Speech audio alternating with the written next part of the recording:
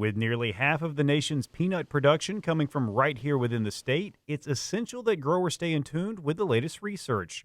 That's why the annual Georgia Peanut Tour is so significant, as it keeps them up to date on an ever-changing industry. You know, we've been growing peanuts a long time.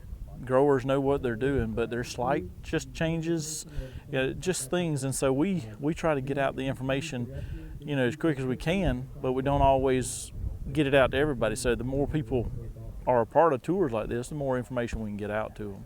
And the big change this year was the hot, dry conditions during the growing season that provided a major challenge for the growers. I think we're close to 80 or 90 days above 90-degree temperatures.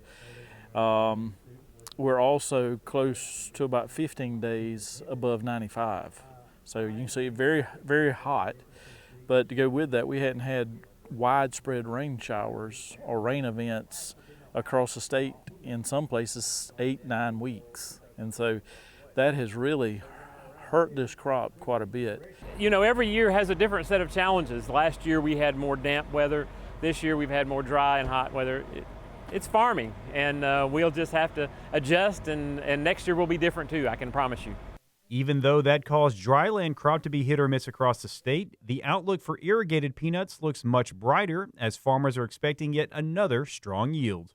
When you can control some of the environmental influences like disease and insects and the moisture when you need it, you can produce this good crop, and that's what we're seeing with irrigated now. Will it be record yields on the irrigated? We're not sure yet, but from what I've seen come out of the ground right this minute, looks very good.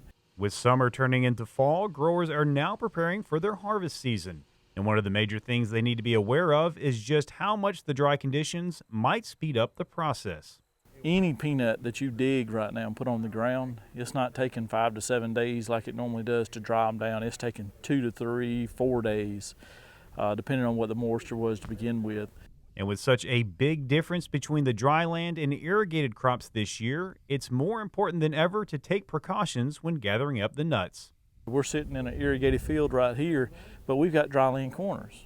So do not harvest those and blend them with the irrigated crop, because we know you got a lot of risk.